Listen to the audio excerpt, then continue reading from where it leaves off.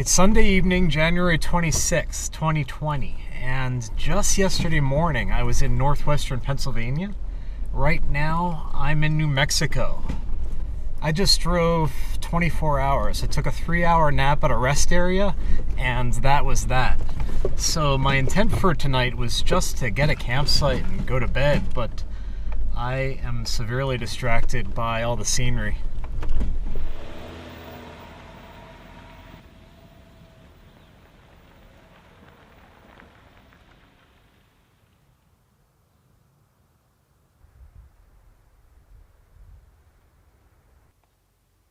Yes!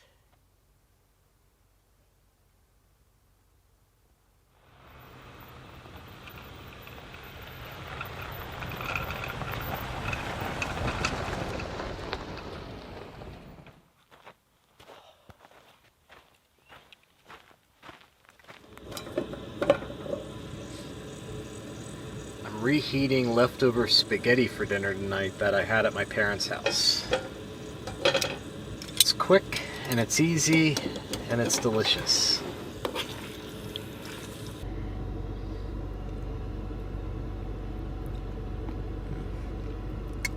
Tomorrow, which is Monday the 27th, I'm just going to hang out here at camp. I spent the better part of 2 days driving, most of Saturday and Sunday, and I just need to stop and chill out a little bit. So I'm going to stay put right here and explore the canyon a little bit on foot and enjoy my surroundings.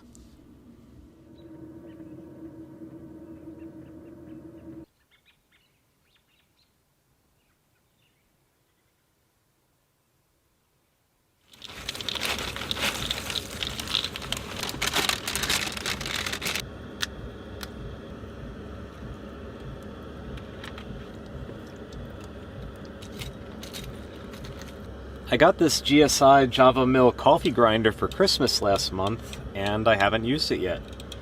I'm going to change that right now.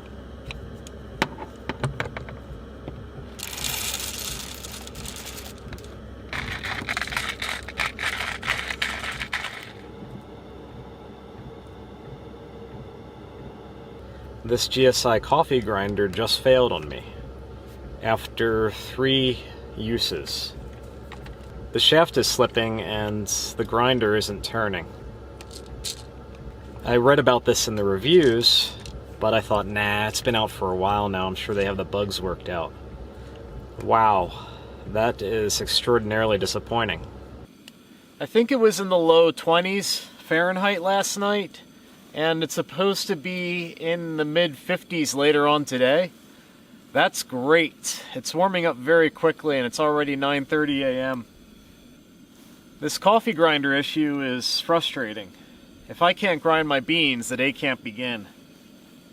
Alright, here's the deal. You have your hex shaft, which is used to turn the grinder using the handle, and inside the grinder it has this plastic black sleeve. So right off the bat, there's a lot of slop after only 3 uses, and I guess the shaft was allowed to slip. We'll have to see. I might be able to fix this with a hack, maybe with some thin tape around the shaft or something. I'm generally pretty fond of gear from GSI Outdoors. I've been using the GSI French press and their mess kit on a near daily basis for years now and haven't had any problems, but this, their Java Mill, failed within the first 5 minutes.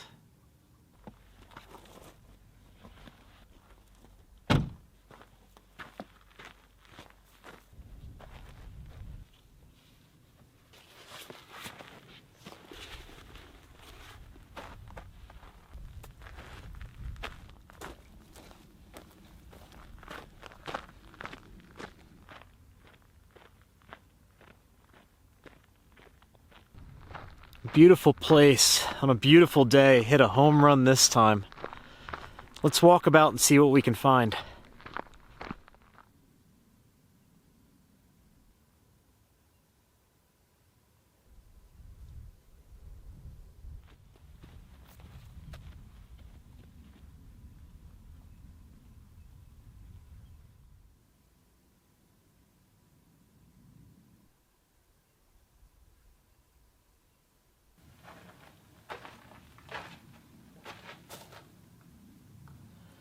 This is an old ranch, supposedly at its peak in the late 19th century, and then in the early 20th century it was devastated by a flood and abandoned. But what a really cool piece of history. The site was apparently restored to some extent just to stabilize the structure and make it a safe window to the past.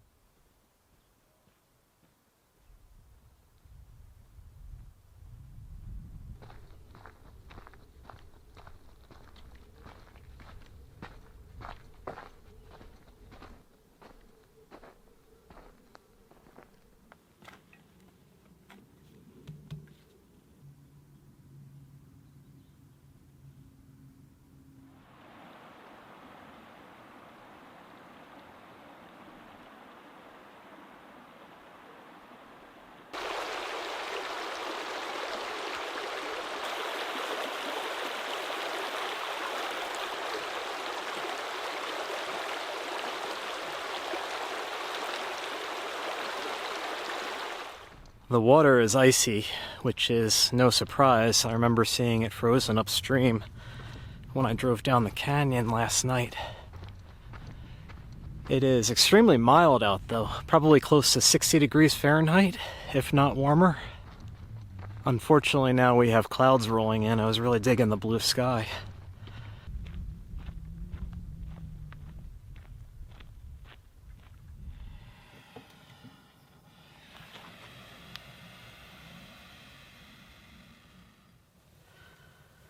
Okay, stale bread, old cheese, expired turkey, spinach that's no longer fresh, heavily processed pepperoni, a dab of expired pizza sauce, more bad sandwich meat, fresh Mexican cheese, and finally more stale bread. Ha! Look at that. I wonder if Marco would fancy a cook-off.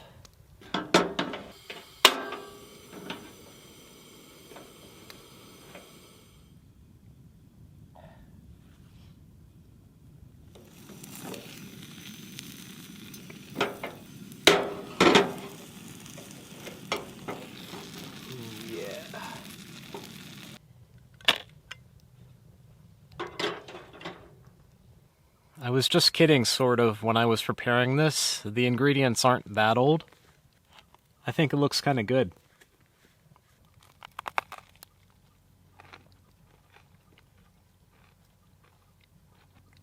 This is really good. I wish you could taste my video.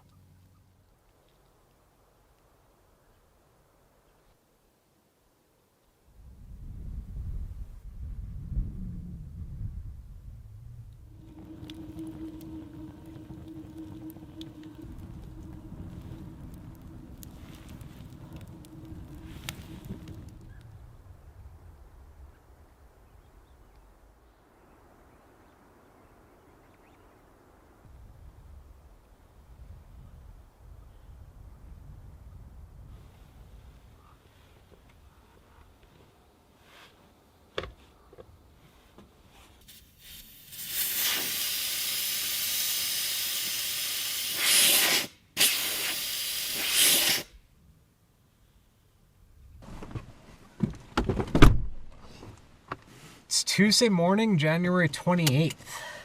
I broke camp. Now let's go mobile and do some wandering. We'll head southwestish.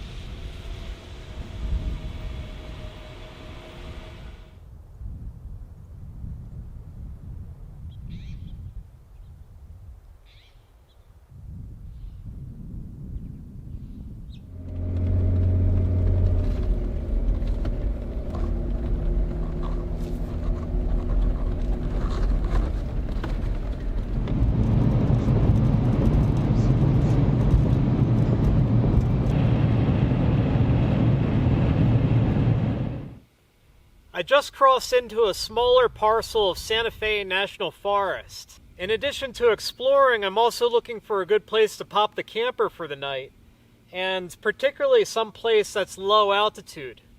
Although there's no snow in the forecast, the lower altitude I am, the more comfortable I'll be.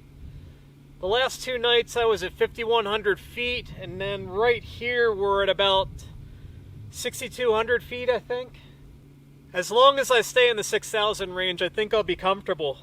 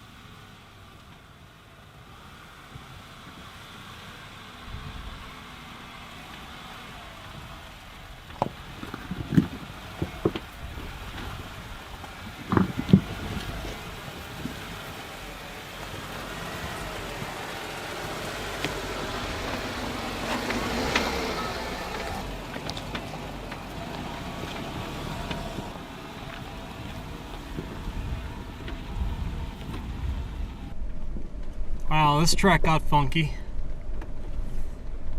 Its bark is worse than its bite. It's pretty much point and shoot.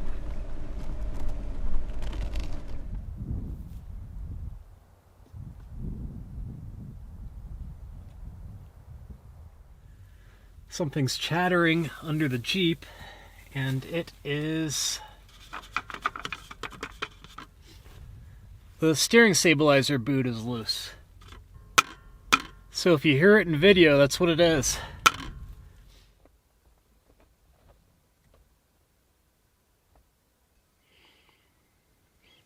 Doing some dispersed camping tonight in Santa Fe National Forest.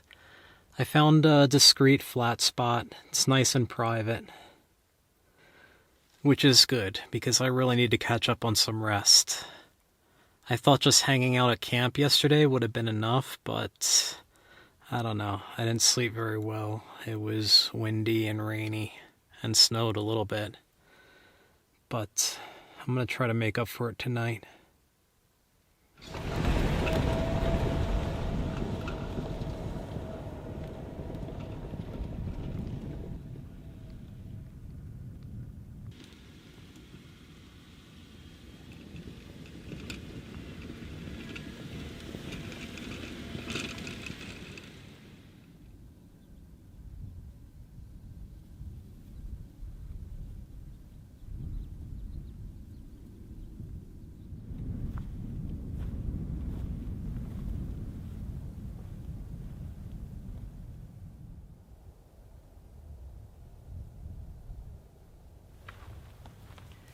It's Wednesday afternoon, January 29th, and I didn't spend a whole lot of time recording today. This morning I broke camp and drove about an hour into Santa Fe, New Mexico. Once I got to town, I spent a little bit of time running errands, and then I scouted the surrounding area, and I came to this place, which is BLM land just outside of town. I'm perched on a cliff overlooking the Santa Fe River. And it's going to be a phenomenal place to spend the night. There are mountains over there. There are mountains over there. Right now I'm at about 6,100 feet, which is about as low as it gets. Except for down there, that's a little bit lower. Although this afternoon I was dismayed to discover that my camp table has finally had it. This old travel chair camp table has served me well for many years, so I really can't complain. But now it's just a series of... Well, there you go. Okay, I did put a thin layer of tape around the hex shaft and the GSI Java mill, and I restored it to acceptable working condition. Still, I should not have had to perform a field repair right off the bat. so I can't recommend this product, although don't overlook GSI. I think they make some good stuff, and they still have an opportunity to get this right. It's just going to take a really small fix. Haha!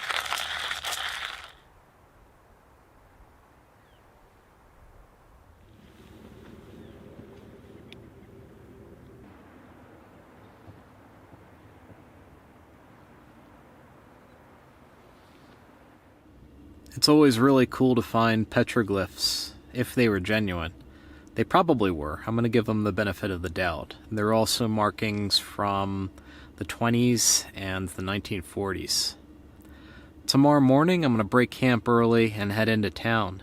I've got a coffee shop all picked out that I want to check out, and I also need to scout around for internet access. I'll probably stop at the library.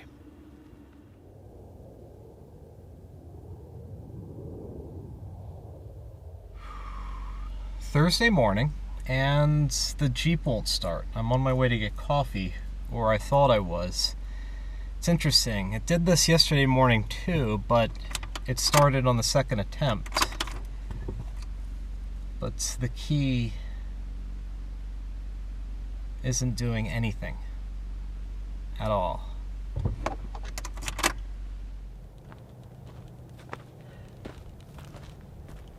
The key fob isn't working anymore either. It's as if turning the key shut off all the electronics.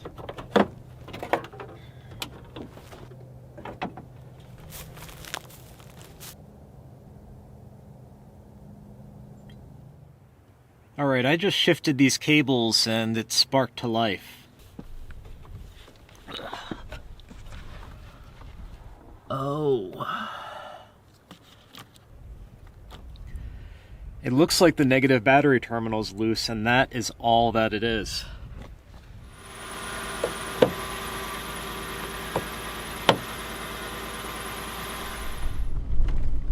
Once again, I lucked out and it was something simple.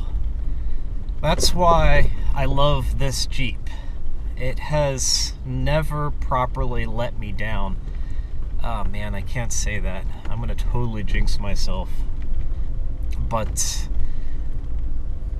now at 150,000 miles after the accident and all that's happened, and it just keeps going. That's why right now I'm even more reluctant to get a different vehicle, ever. I mean, I know inevitably one day I will, but the Jeep has treated me so well. It really has.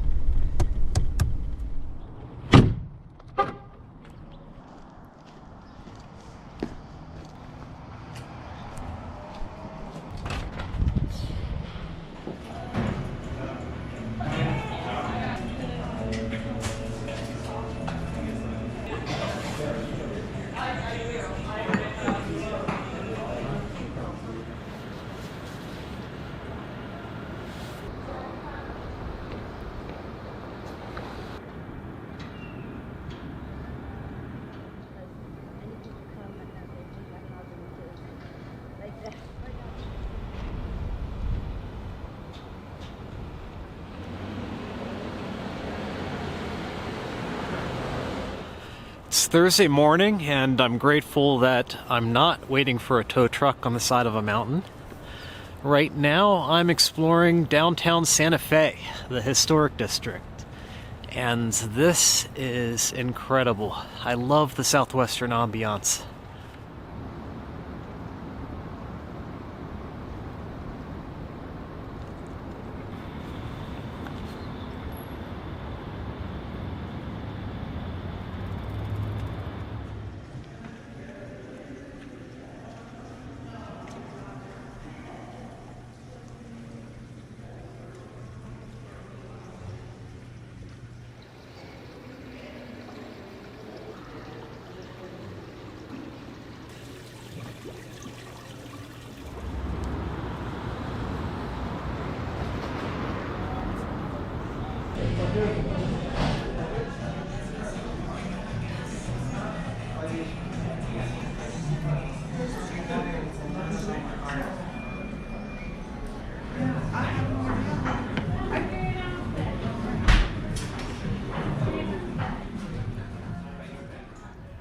That burrito really hit the spot, and I loved every moment of downtown Santa Fe. There were a lot of great shops and restaurants and galleries, and I didn't even scratch the surface during my visit, but you should definitely check it out. It's Thursday night, and I'm back at the same campsite that I was last night. It's not really a campsite. It doesn't have a fire ring or anything, but it's a flat spot on the side of a cliff, so it's pretty cool. This week was hectic, it was exhausting, and sometimes frustrating when your Jeep doesn't start, but it was awesome. So I'm going to call that a wrap for the week. Tomorrow morning I'm going to head back into Santa Fe and edit and publish this week's episode, the one you're watching now, and then, well, onward. But thank you as always for following along, and I hope you enjoyed this week's experience as much as I did. I'll catch up with you next Friday.